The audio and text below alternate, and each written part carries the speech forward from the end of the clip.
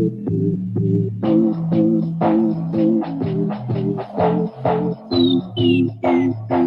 on, are you nuts?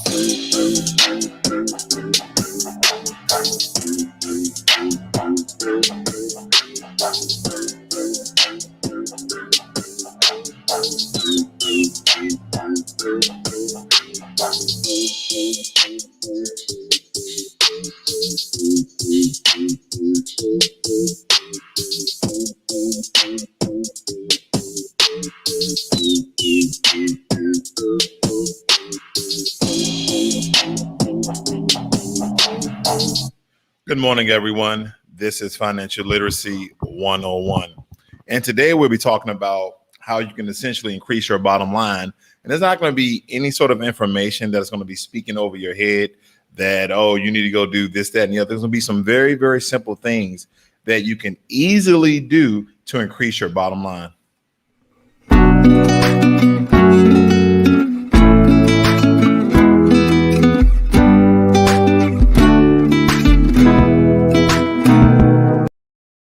Now, as you can see there, we're talking about stop wasting time, because a lot of us, we procrastinate. We find out reasons why not to increase our bottom line. And when I'm talking about increase your bottom line, this is a business term. This is a business strategy in order for you to raise profit and to essentially decrease the amount of debt that you have in your company. But when it comes to your personal life, increasing your bottom line is simply stating you want to put more money into your bank account, because we understand that in business, whether you are dealing with someone's private money, and we understand what somebody's private money is, right?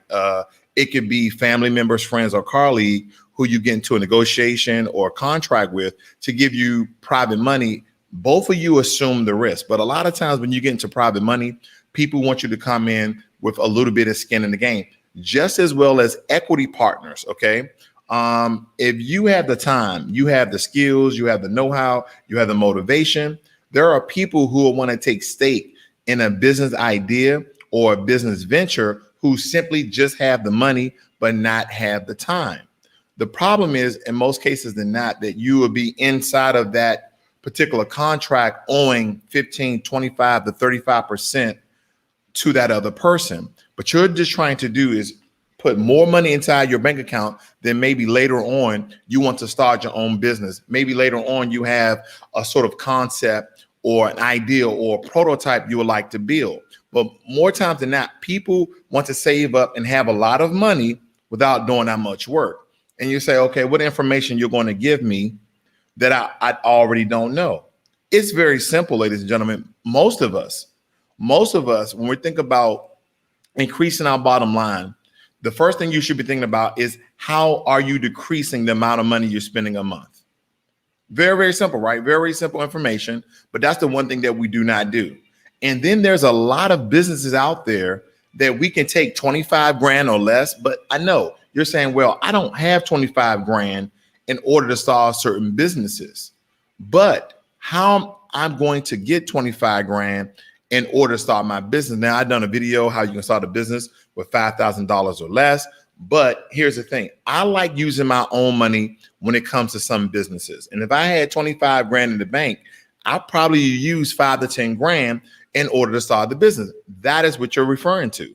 You would rather use your money than on a bank, maybe 5%, which isn't bad, or a private investor, which can go anywhere from 1% to 20%, because everything with a private investor is negotiable. How do you increase your bottom line? And basically that means to you and I, how do I put more money in the bank so I can do the things that I want to do versus the things I don't want to do, right? You don't want to stay at your job, 7 to 3, 8 to 4, 9 to 5. You hate your job. Some of you may like your job, but you're like, I want something different, right? And you had 20 grand, 25 grand in the bank. There's possibly businesses that you can actually start and make the type of money that you want to make without staying in the office. You can actually run your business with what? Your cell phone. You can start a lot of people nowadays are running their business off a tablet, a laptop, and a cell phone. Like everywhere I go, that's why my quality of my video is not that good. I probably need an additional camera, but this is my travel. I'm in Rio de Janeiro. Okay, this is essentially my retirement vacation. But when I get back, me and my fiance, we're going to Jamaica. Last year, we went to Mexico. We are traveling a little bit more than usual because of the pandemic. And I mean, we're taking benefit of this particular time, okay? But we're protecting ourselves, and we live in Texas. I mean, we wear our masks, but March 10th, Texas is lifting the mask criteria for whatever reason. We're still going to wear our masks, okay? So don't doubt that for 1 second. But let's get into some of the things that I believe that can help you to increase your bottom line. Now, some of these particular business arenas, you're not going to feel that attracted to because they're not popular. But I've learned things over the course of time. Now, in Plano, Texas, there's a business called Dax Daiquiri. I talked to the owner, and in the same area, he owns 3 event centers. Okay, he owns 3 event centers where during the day, people rent those event centers out to do Pilates and yoga and CrossFit, and they just rent it out. They just rent it out a couple of days of the week. Then at night, he'll have certain events going on. He has 3 of these locations, okay? He has 3 of these locations, and you can kind of get into these locations, banquet facilities. Now, if you come inside of a deal and they say, well, this particular banquet facility, I don't want to lease it. I want to actually own it. They say, well, this is $100,000, but you come in with a quarter of the price, like with $25K, with also a private investor, somebody else. You're saying, well, now I'm getting into a loan. But you ever heard the term others people's money, OPM? This is how a lot of millionaires started off. They started using other people's money. And when it comes to real estate, this term is very, very popular because in real estate, other people's money is a term referring to using leverage, okay? Referring to using leverage to buy real estate. If you are just starting out in real estate investing, you may not have the cash, okay? You may not have the cash. Again, this place is $100,000, so you may not have the entire crash, and you may not even have the credit to finance your property investment. However, if you are capable of finding profitable real estate deals, like in the banquet facility where you can do multiple things in. Now, granted, he was still making, money in a down market because maybe the state, Texas is a red state, but there's other ventures you guys can look into that can help your bottom line. You can get people to fund your particular business venture or your real estate projects, and then you agree on how much of the profits you're willing to share. Everything's always negotiable, but everybody has their bottom line. The amount that you do not want to go over, the amount of skin or percentage of your business you don't want to let go. Then that person say, well, in my head, I know I want 10% of this person's business, but if you're a good negotiator, someone's not going to get more than 7%. Someone's not going to get more than 7%. And here's what I learned from a good buddy of mine. In the art of negotiation, if both people walk away unsatisfied, that's a good deal. You didn't get the number you wanted, and they didn't get the number they wanted. That is a good deal. I want you to wrap your head around that. I want you to wrap your mind around that. Both of us are not happy with the deal, but both of us will be making money. So if one of you come away from the deal happy, that means that the other person got over. That means that you got over, excuse me. Think about that for a minute. And that's in the art of negotiation. You need to read some literature, some documents, some books around. That's going to really help you to understand that if we both come away to a deal and we're both not happy, then it was a good deal, believe it or not. But let's talk about a few jobs, a few businesses that you guys can start. Because if you notice the way that the world is working, especially in the US, we're moving out of what we typical corporate America. A lot of us are working remotely from home, from computers, from tablets, from cell phones. A lot of us are working remotely. We're working satellite. Some people use that. And we're working on our own terms. Okay. We're working for contractors. We're being consultants, but we're being private and individual and contractual workers in this, what they call it, gig economy. Okay. So we talked about a banquet facility. You can use that, or event facility. You can use that for absolutely everything. What about a computer composer?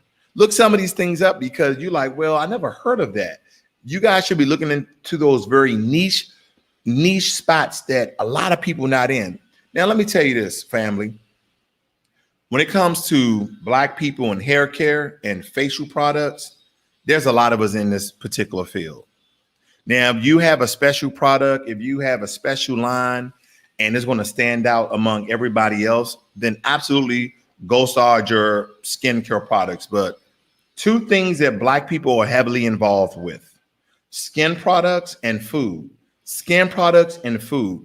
Ladies and gentlemen, there are other niches out there. Yes, I want my sisters and my brothers to be in business together to start their own beauty supply stores, their own hair salons. But there are so many other sectors of business that we can get into. And the one thing that we need to start tapping into is tech. And I know when people saw tech, oh no, I don't like computers and I don't like math. Well, you don't like money. You don't like money. And let me tell you something, dealing with YouTube, Instagram, all the social media will help you to increase your knowledge of technology on a user standpoint. But the people who make the real money are the people who are designing, creating, and talking software. Now, let me show you guys a sector of business that Black people are getting into, but there's one company that's very, very reputable in the Texas area, Houston, Dallas area, that are making headways. I mean, it doesn't matter your race or creed. Everybody is using this product. What I mean, should I say using? It doesn't matter their color, Black, white, Hispanic, but this is a Black-owned company, but people are absolutely loving this company. Let me show you this very quickly. This place is called, give me 1 second, let me get this out of your way, Definition Cigars. Here's their Instagram page. I met these brothers by way of another friend. They don't know that I'm doing this. I'm just, getting free publicity here. But they deal in Nicaraguan cigars. Now, they started the company. They went to Nicaragua, got into business. But these are a group of brothers who hold a lot of events. And what's different about their cigars, of course, they're hand rolled, but is the signature label that they have. It's not like a regular paper label like everybody else's. This particular is a fabric, and each part of the fabric, let me show you very quickly here. Let me show you. These are very, very, see this fabric? These fabrics allow the user, the customer, the smoker to know what body of that cigar and what flavor. And once you get into these particular cigars, then you know that, okay, this gold wrapping one is a light flavored cigar, okay? Is a light body cigar. And people love the idea behind this. Here, a group of the owners, I forget, not all of these are owners, only 3 of them, okay? But these are a group of gentlemen. As you can tell, this is a very staged photograph with everybody who has hats on and with a cigar in their hand, okay? That's what I get out of this. And most people have on suit jacket, who have on suit jacket. But this is a Black-owned cigar company that most people don't even know that is actually blowing up in the Texas area. And believe it or not, in Texas, there's a lot of Black-owned business. And I'm actually proud that I moved to Texas. I wasn't seeing this in DC. I saw a lot of my brothers trying to start businesses in DC, but not on this level. They have their own. Now in the Dallas area as well, I believe this is in McKinney. There is a cigar palace that they sell these cigars from. Okay. And ladies are smoking cigars. My fiance, she don't really smoke cigars. She had one cigar. But these are very beautiful cigars. And you can tell they have a different array of different ribbons around them. Very, very different. And this is how we do things. Anytime we get into business, we make it look good. Have you noticed that? Anytime we get into business, we have a certain swag. We have a certain style. And so if you guys want to buy Definition cigars, again, if you're a cigar smoker like myself, I go and support those brothers. That's not the only cigars I smoke, but I go and support those brothers. But that's another business that you guys can increase your bottom line. Here's the thing. What if you got on Instagram say, hey, Definition Cigars, I live out here in Atlanta. Definition Cigars, I live out here in Cali. Definition Cigars, I live out here in Alaska. How about if I 25 grand and I own a franchise of your business? Like not part of your main business, but I can branch out cigars here. This is how we syndicate. You get what I'm trying to say? This is how you increase your bottom line. Because if you had 25 grand, or you could obtain 25 grand by OPM other people's money and get into businesses that already exist, or creating other businesses, then you will start working. Because here's the thing, you'll have the backing of a solid brand already. When you first start off, like my first year, last year, I'm about to reach an anniversary of me starting my official business. I've had little side hustles here and there, but me starting my official business is about to go in a year. In my first, I'm at a loss. Most businesses are at a loss because when you first begin to start your business, you're forking out so much money. Let me create the business for this state and this state that I'm gonna be operating in. Let me get somebody to create my website. Let me get somebody to run my website. Let me get somebody to put price lists. Like everything is around your business. So there's a lot of money. There's a lot of overhead. There's a lot of risk initially. Most businesses, believe it or not, your first 3 to 5 years, you may count as a loss. It just depends on how much your operating cost is, but how do you increase your bottom line to put more money in your bank account?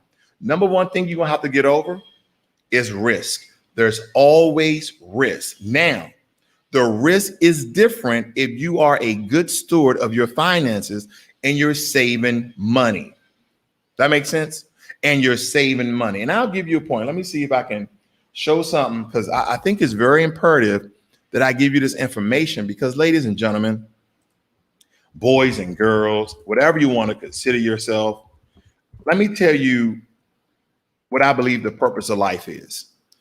The purpose of life, in my opinion, is relationships, connections, engagements, and traveling. All of that essentially derives around traveling. And I'm going to show you why. Let me share something with you here. Okay. Give me 1 second. Let me get this. I'm just going to share this with you. I'm going to do a video later. When I get back, I don't have all my equipment here, but I think this is important to share. Let me share this with you guys. Me and this Brazilian guy talked, and I wanted him to give me some commentary, but I'm going to show you how you increase your worth around the world is when you make connections. Okay. Let's listen to this. Let's see. Let me know if you can hear this. We are waiting for the government to say what they will do. Turn down a little bit. Because if they close the city, they close all the city because of the pandemic. Yeah, we have no job. What is no money. What is the name of this area? This area, Areia do Cabo. Areia do Cabo, in the state of Rio de Janeiro. So when the pandemic happened, how many people lose their job? Man, I cannot count because there's a lot of people. My brother is the. Obrigado. Oh yeah. All through 2020, we are closed. We have no money here, and all we had was some assistance. Oh, we got I don't know. Yeah. All we have, gracias, señor. Argentina.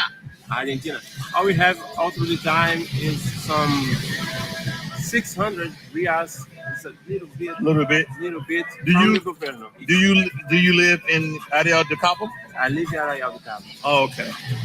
Do you consider yourself black, or what do you consider yourself? Mix. We call pardo. Pardo. Okay. Pardo is the people who is a mix of black and white people, and a mix of black and white. And the Indian people. Oh, but the indigenous people. Yeah, indigenous people of Brazil. From Brazil. Okay. Now, ladies and gentlemen, that is just a small view of essentially making connections around the world, because that brother works that particular beach, and he was saying that if I had more capita in order to produce some products, then we can essentially be in business together. Now I have his information, and I wasn't there long enough to really talk business. But that was just an example of seeing fellow, I'm in Brazil, so they have a lot of Afro-Latinos, Latinas that are essentially from the Latin world, that there's a mix of African, the African slaves during the transatlantic slave trade. Majority of African slaves, believe it or not, went to Brazil, not America. It's like 5 million slaves 5 million Africans went to Brazil to be slaves. And there are a mix. So Brazilians, when you look at them, you'll find them as White is the white person and dark is the darkest person like myself. And they are a mix of Africans, people from Portugal, and the indigenous people of Brazil, which some of us may say Native American. But the business deals and those very niche spaces are little business ventures like that. And if you don't have the opportunity, the capital, the revenue to actually travel and make business deals, you can be doing business worldwide. And guess what? Giving him $1,000 of their money. Let me show you the conversion rate. Well, I'll just tell you. I don't want to bore you with that. For every $1 American dollar is almost $6 of Brazilian money. Think about that. Think about what you can essentially do with that kind of money if you're doing business deals around the world. Now, let's get back into this because there's other professions that you guys can increase your bottom line without staking out a lot of money when it comes to loan and paying interest and coming outside your pocket. That's why I keep telling people, first and foremost, you have to take care of your home. You have to have an emergency fund because if a business venture goes sour and that was all your money that you were forking into that business, what are you going to fall back on? This is the common problem of people living out of debt. This is a common problem of people who started business, who didn't do well, and now they're essentially on the verge of foreclosure of their home, repossession of their cars, selling a lot of the things they didn't want to sell because you didn't protect yourself first. A lot of us, oh man, how do I start this business? How do I start this business? Oh, where do I get money from? What is a good source of, me getting a loan or me getting a line of credit? I say, okay, well, first and foremost, do you have a budget? Believe it or not, everything I'm telling you, ladies and gentlemen, this is how to increase your bottom line. And in this case, not in a business sort of you increasing your business revenue or your profit rather, but this is in your personal bank account. And one of the steps you need to do is have a budget. A lot of us really don't have a budget, or you need someone who take care of your budget, depending on where your finances are. But that's the first step. The second step is you need an emergency fund, because what if this all falls through? What if none of your business dealings work out? Then you're going to need money to fall back on. And this is very imperative, okay? But other businesses, floral shops. I know most of us like to order flowers online. And again, these are not attractive at all, ladies and gentlemen, but these are the markets. This is where people are essentially getting into, because the traditional way we've been doing things have not been making us happy, for one, and making us profit. But sometimes you have to do things that don't make you happy for profit in order to do things for you to be happy. Hopefully that makes sense to a lot of people. What if you got into importing and exporting of any product? Believe it or not, it doesn't take a lot of money to get into the import and export business. International business consultant. I gave an example of my neighbor. He was a business owner. He owned a sports shop in my neighborhood. During the pandemic, of course, people wasn't really into sports. People really wasn't buying sports equipment. Guess what he started? He started a landscaping business with $5,000. We talked about it. His name is Chris. He started a landscaping business with $5,000. He had one lawnmower. He went out and bought 2 lawnmowers, and then he bought a trailer. Then him and his son went around. They live in the same neighborhood that I live in. And they was like, well, how much are people charging you guys to cut your grass? I said, well, people are charging $35 to $40. He said, I do it for $25. I said, well, what does that include? He said, I cut it, I weed it, I blow it. I said, sold. You see how easy that was? Because when they came, and the first test is when the quality of work. When I realized they wasn't cutting, they wasn't destroying sprinklers, they wasn't hitting electrical and phone wiring, they knew what they were doing. I had them guys the entire year, but $25 to $100 a month. Now, some of you like, I'm not paying nobody to cut my grass, but when you are busy, like me and my lady, we get up, we're in front of our computers, we're doing work on some sort of level. But I'm giving you guys these business ideas because some of you are not thinking outside the box. This is what some of you guys are thinking. You're thinking about yourself in a suit, in a Tom Ford, or I don't know, a nice suit, right? Some of you guys are thinking about yourself in a nice suit, and you're going into work making hundreds of thousands of dollars. Guess what? Most millionaires don't even wear suits. Most millionaires wear a collar shirt, some khaki pants, They might not even wear that. Okay. Now, billionaires, they go back to suits. Okay. They go back to suits, but a lot of millionaires don't even wear suits. Here's another thing. Does anybody know a black suit maker? I'm pretty sure there's one or two, but does anybody know a black suit maker? I'm giving you these ideas because when I look at certain markets, I don't see us. And anytime we do things, we do them, well, with an exception of a few, right? But when we do things, we not only make it a solid product, we make it stylish and we make it trendy. And here's another thing. I'm not even getting into marketing and advertising yet, because that takes away initially of your bottom line before it starts to help put money back in your pocket. So we're not even there yet, ladies and gentlemen. But listen to what I'm trying to tell you. I'm trying to give you these ideas, but you also need to prepare. Any business, any venture you're trying to build, you need a solid foundation. And what does that simply mean? That means that the things that you start to do needs to be done at home first.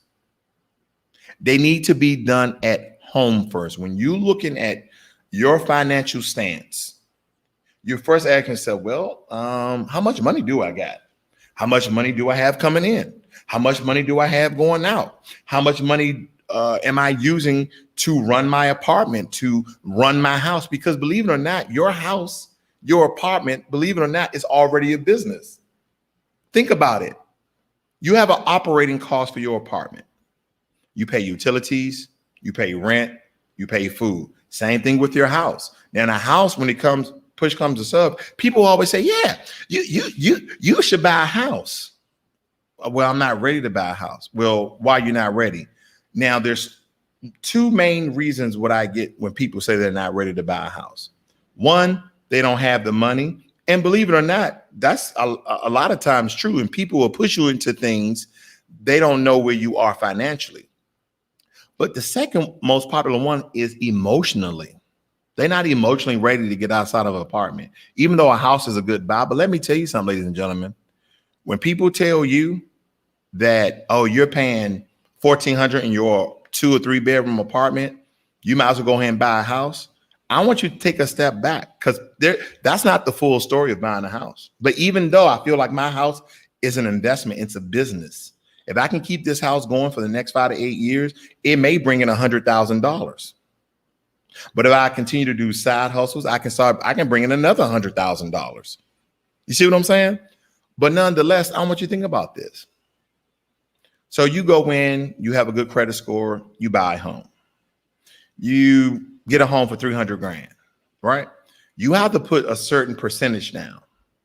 Do you have that particular money? You're fine with paying $1,400 a month, but do you have $25K to put down? Do you have 3%? I know Fannie Mae, you put 3% down. Do you have 3% to put down?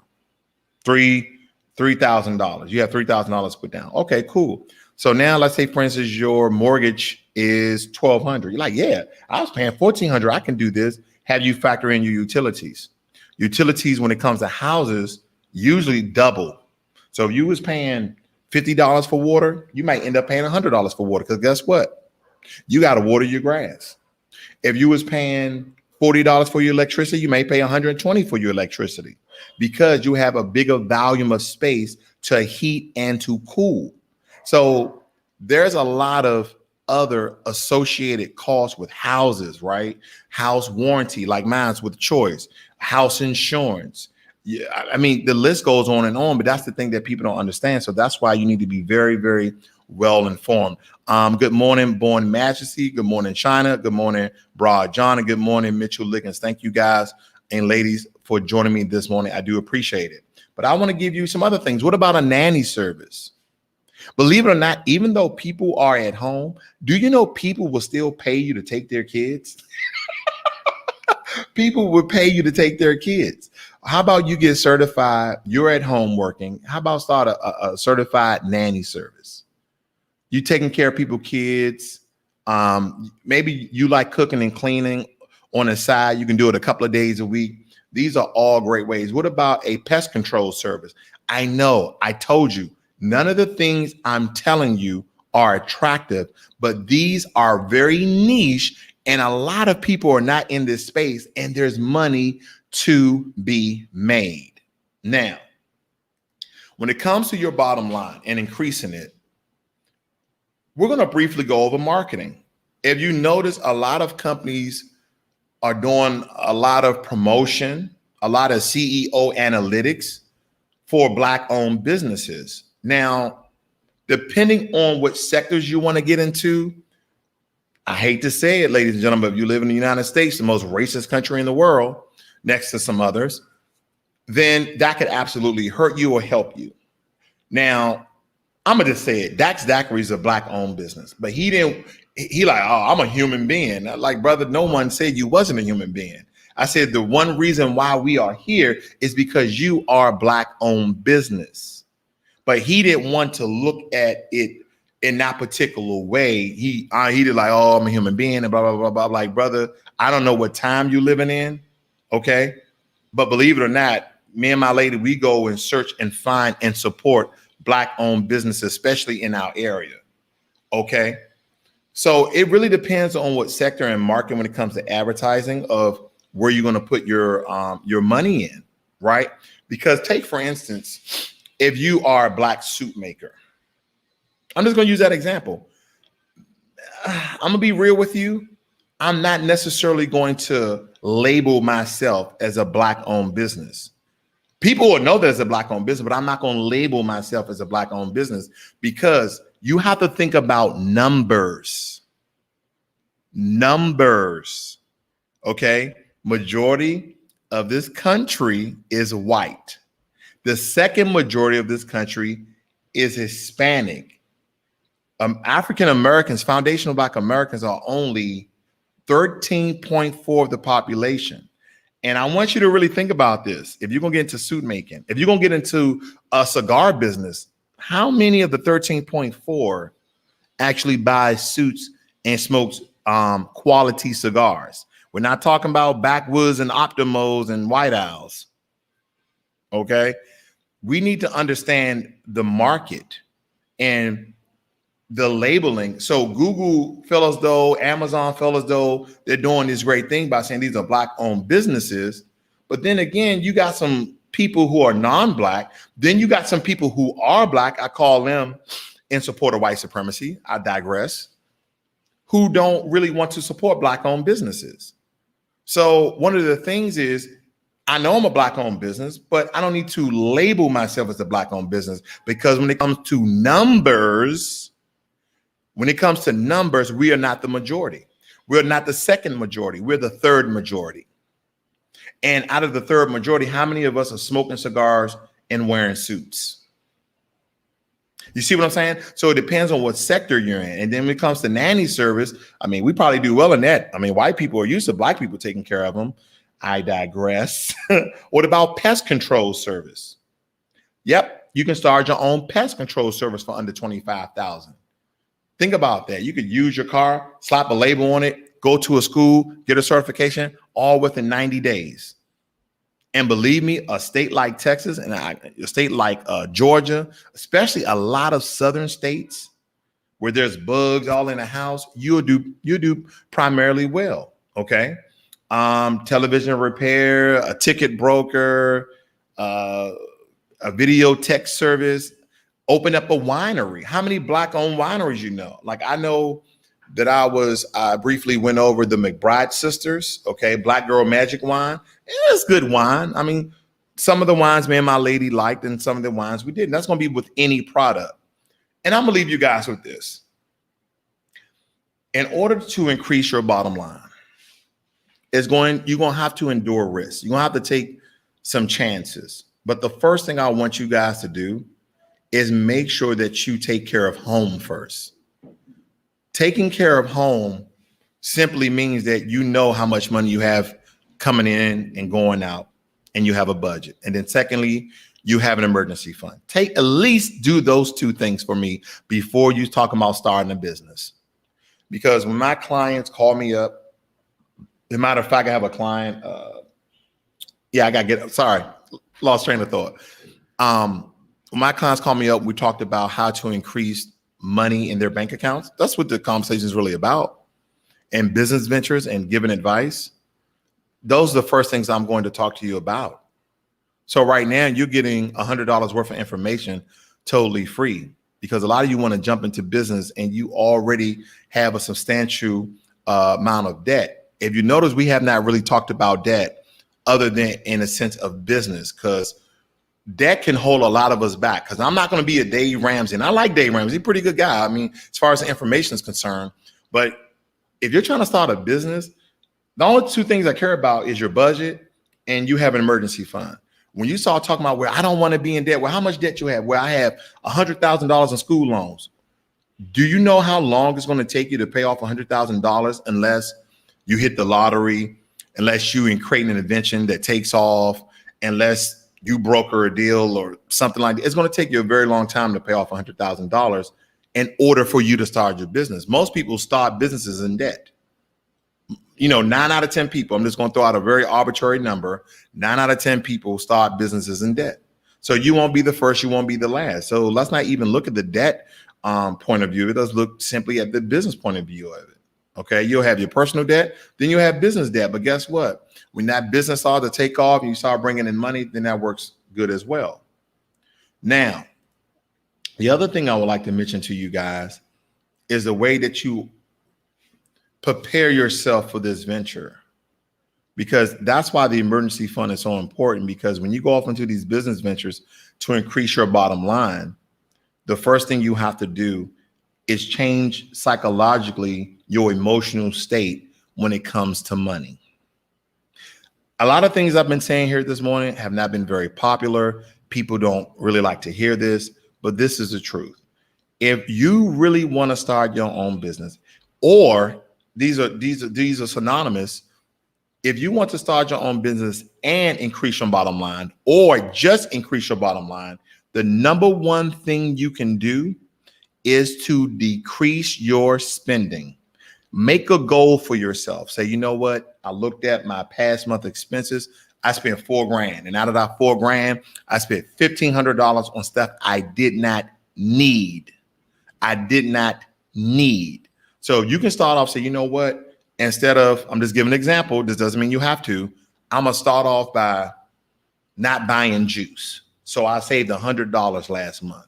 And then you slowly but surely, and you will see that your bank account, and then the next month you say, well, I have this amount of money that I saved from last month. I'm going to put this in this savings account. I'm going to put this in my emergency account. Or I'm going to take half and invest this. I'm going to take half and save this. You see what you're doing? By decreasing, very simple, in your personal life, meaning that, okay, stay with me, don't cut off, meaning that this month you didn't spend $200 with Amazon. This month you didn't spend $200 with Walmart. This month you actually went shopping around and you didn't spend $300 with Whole Foods. You get what I'm trying to say? This month you made your coffee versus going to Starbucks and coming back home. Don't you know people are still going to Starbucks and working from home, going to Starbucks and coming back? I'm like, you could save gas, time, vehicle maintenance. Just make it yourself. I don't like making it myself. Sacrifices, risk. This is how you can do the things that I'm doing. I'm no one special, ladies and gentlemen. I promise you, I got one more thing to show you. Okay. Let me share this with you. Stay with me. I'm going to show you a couple of things. And I'm showing these things to inspire you, not to discourage you. Okay. This is absolutely to inspire you. So, okay, where did this go? There I go. And this is on a secluded beach in Rio de Janeiro. This is not Copacabana. This is not Ipanema. This beach right here, we had to take a boat to, and everybody here had to take boats. You see those boats out there, okay? You got to take those boats out there to get there. Let me get out of here. And I'm going to show you one more thing before I get out of here. I'm just showing you a little bit from my trip, because I want to inspire people. I mean, it's easy to like, oh, I got all this money and I did this and I did that. No, it's not about that. It's not about that at all. So let me show you this as well. We really didn't bring beach clothing, but we still got in the water. Hey, we're gonna have the maid of our villa to wash them on tomorrow. So hey, whatever.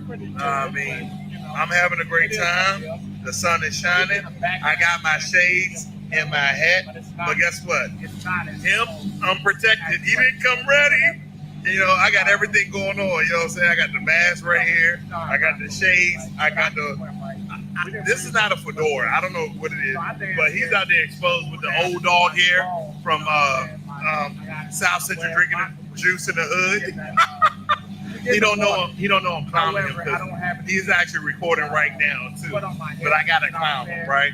But anyway, ladies and gentlemen, here's the thing about taking care of your finances. You can enjoy all of this, and it's beautiful. Would you ever get this experience in America? No, you won't.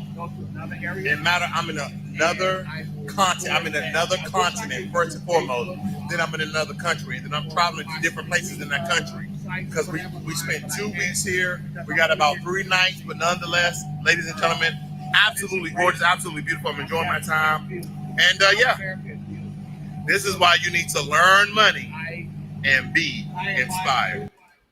So, ladies and gentlemen, that was just a short clip of where we went yesterday. So we are winding down on our trip here in Rio de Janeiro. We actually Thursday evening time frame. I won't be back to the States till Friday, but we have an absolutely good time. And this trip was planned. You know, we just fork out of all this money.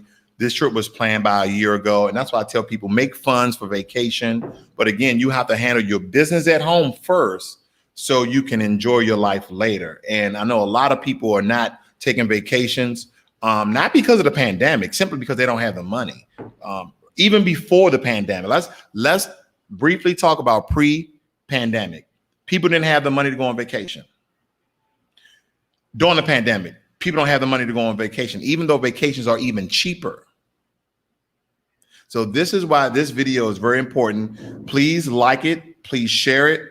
Please disseminate it to your friends, because I want this information about increasing your bottom line I want it to go viral. I want all my videos to go viral, but this one, I really want people to think about the businesses that they want to get into, because a lot of us, we don't tend to get in businesses that are not popular.